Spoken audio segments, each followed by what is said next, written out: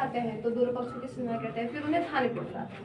तो गांव में सब लोग कहते हैं कि थाने पे जाने का कोई फायदा नहीं है, वो बस जो ज्यादा पैसा देगा उन्हीं की तरफ फैसला। तो मैम क्या सही में होता है? अगर लेते हैं तो क्यों लेते हैं पैसा? देखिए, थाने पे बुलाने का मतलब होता है कि दोनों पक्षों को सुनना।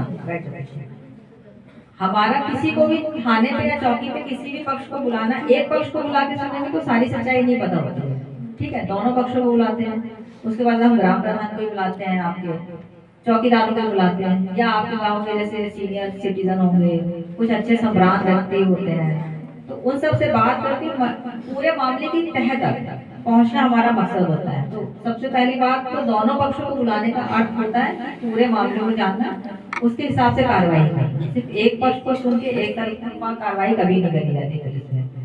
तो एक बात ये, दूसरी बात रही पैसे लेने की बात। तो ये बात में मैं ये कहूंगी कि पूर्णतः असत्य भी नहीं है और पूर्णतः सत्य भी नहीं है। कुछ होते हैं अराजक तत्व तो पुलिस में भी होते हैं, तो वो ये काम करते हैं, पर ऐसा नहीं है। अधिकांश लोग दोनों पक्षों की बात सुन के उचित निर्णय लेते हैं। तो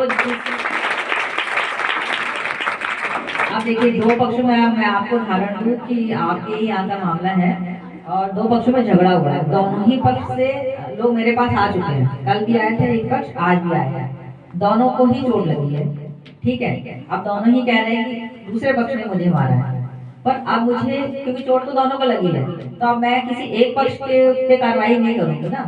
मैं जाऊंगी, गांव से बात करूंगी, लोगों से बात करूंगी, चौकी इंचार्ज से बात करूंगी, दोनों पक्षों को थाने पे बुलवाऊंगी एक दो दिन में, और उसके बाद दोनों पक्षों का झगड़ा क्यों हुआ, क्योंकि उनके जो झगड़े की वजह है जमीन, उनकी जमीन की मेड़ नहीं बंधी है, इसलिए मेड़ अगर बन जाएगी तो जमीन का हिस्सा हो जाएगा, तो वो झगड़ा नहीं होगा। पर झगड़े की वजह वो जमीन है, तो जमीन पे मेड़ बनने के लिए फिर मैं राजस्व को डीएम क्या बोलूंगी।